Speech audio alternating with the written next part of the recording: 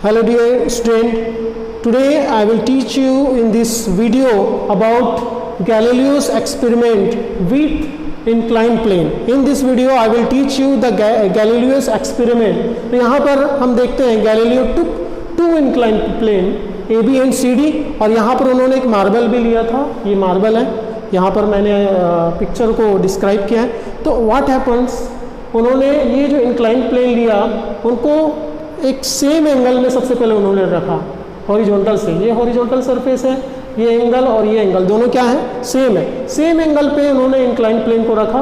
अब उसके बाद में मार्बल को, स्मूथ मार्बल है और इंक्लाइन प्लेन कैसा होना चाहिए, स्मूथ होना चाहिए. तो इसके लिए उन्होंने लुब्रिकेंट्स वगैरह AB और CD दोनों में लगा दिया. BC क्या है, एक हॉरिजॉन्टल सरफेस है. उसके बाद जब मार्बल को रोल डाउन करते हैं, इस सर्टेन पोजीशन से ड्रॉप करते हैं, तो मार्बल क्या होगा, इमेजिन कीजिए यहाँ से यहाँ आया, फिर यहाँ से यहाँ जाएगा, फिर यहाँ से रोल अप होगा.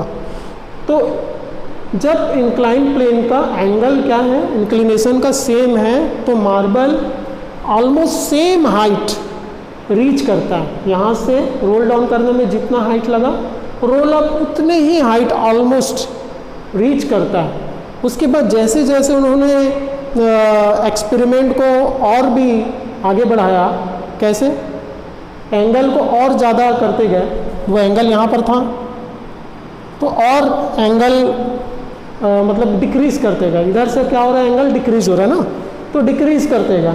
तो यहाँ से एंगल डिक्रीज़ होते जा रहा है. और जैसे जैसे ये मार्बल को आप अपने से भी कर सकते हैं, अगर इसको करेंगे तो मार्बल क्या होगा, सर्टेन हाइट, मतलब और ज़्यादा हाइट से क्या होगा, ये रोल अप होगा, मतलब और ज़्यादा हाइट रीच करेगा. क्यों, यहाँ पर समझने वाली बात है. यहाँ पर कौन सा फोर्स लग रहा है, under the gravitational force the marble is rolling down. Okay, और here against the gravitational force the marble is rolling up. तो यहाँ पर क्या हो रहा है, एक जैसे ही उन्होंने ये इंक्लाइन प्लेन को पूरा हॉरिजॉन्टल कर दिया, मतलब पूरा, मतलब हॉरिजॉन्टल सरफेस से एंगल कितना है, CD का 0 है पूरा एंगल. अब यहाँ पर क्या होगा, ये मार्बल जो है वो बहुत ही लॉन्गर डिस्टेंस कवर करेगा पहले से और ज़्यादा. यहाँ अगेंस्ट में, यहाँ ग्रेविटेशनल फोर्स के अगेंस्ट में मार्बल था.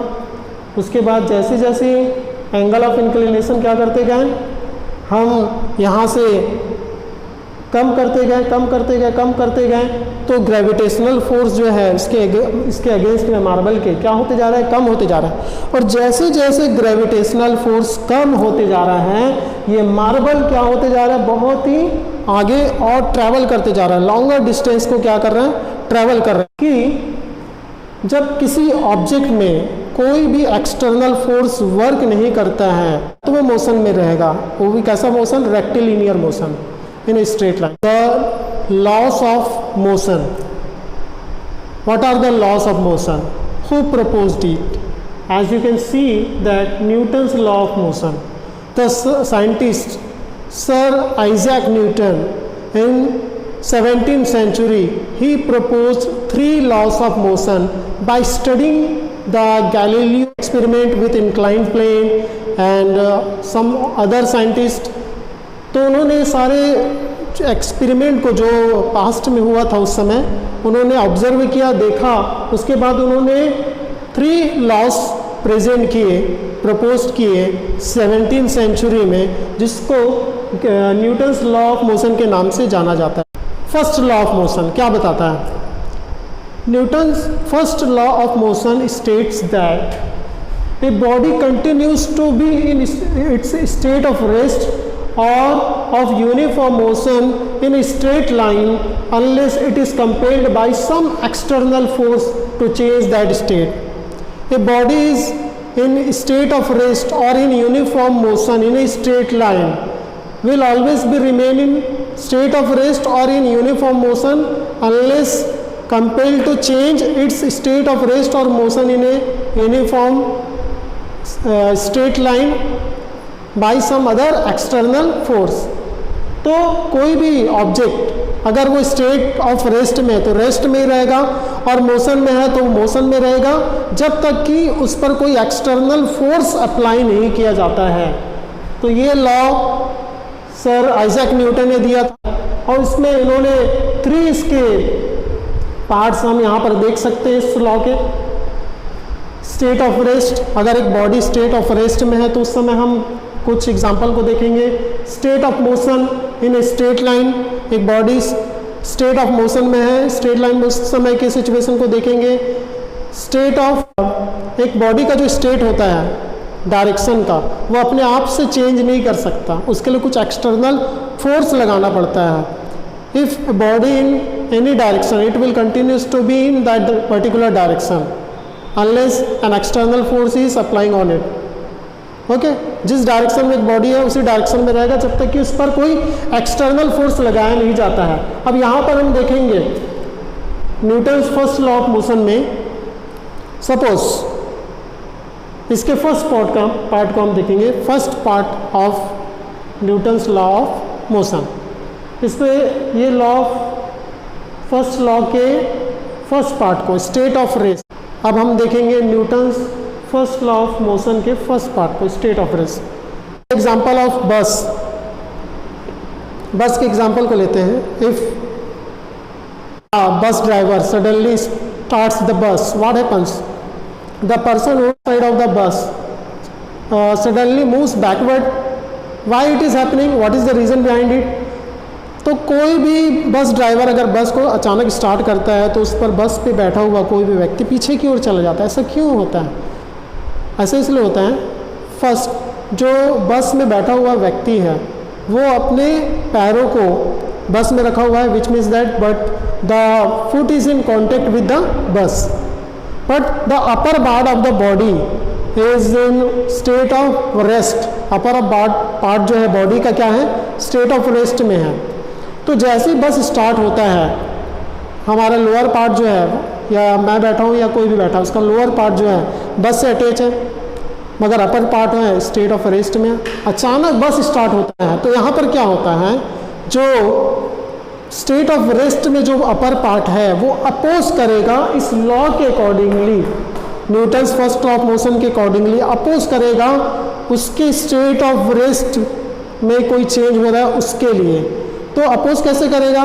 वो स्टेट ऑफ रेस्ट में है तो it will always remain in state of rest. तो बस आगे जा रहा है तो वो किधर आएगा? पीछे की ओर। I think you got this idea. Why the man who is sitting on the bus, suddenly bus starts, he pulls by the force, external force towards back side। ऐसा क्यों हो रहा है? क्योंकि इस लॉ के कारण में, क्योंकि वो बॉडी बैक साइड में ही रहना चाहेगा, क्योंकि वो उसका इनहेरेंट प्रॉपर्टी है उस बॉडी का। स्टेट ऑफ रेस्ट में है तो स्टेट ऑफ रेस्ट में ही रहना चाहेगा, इसलिए वो बैकवर्ड हो जाता है। अब यहाँ पर सेकेंड हम देखेंगे state of motion in a straight line.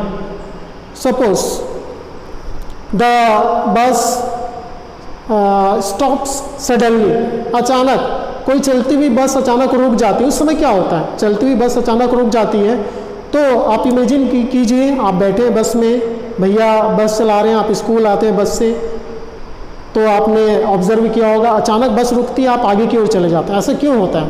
से state of motion in straight line, you will always be remain in motion in straight line. ठीक है, इस लॉ, ये लॉ यही बताता है, यदि एक्सटर्नल फोर्स नहीं है तो आप स्ट्रेट लाइन में ही आगे की ओर मोशन करते रहेंगे। अब यहाँ पर देखिए, जैसे ही आप बस चल रही है और आप बस में खड़े हैं या बैठे हैं और आपका जो लोअर पार्ट है वो बस के कांटेक्ट में है, ठीक है, मगर अपर पार्ट जो है वो बॉडी का वो स्टेट ऑफ मोशन में है। बस चल रही है, आपका अपर पार्ट जो है बॉडी का वो भी किस में है? मोशन में। बस भी मोशन है, अपर पार्ट बॉडी का वो भी मोशन में है। और जैसे बस रुकता है, विच मीन्स दैट वो अचानक रुक जाता है, तो आपका जो अपर पार्ट है बॉडी का वो रुकना चाहेगा क्या? यस, नहीं रुकना चाहेगा, क्योंकि वो स्टेट ऑफ मोशन में है। So that's why it moves forward, because it wants to be in motion. क्योंकि इस लॉ के अकॉर्डिंगली वो मोशन में रहना चाहेगा तो अपोज करेगा और वो क्या करेगा?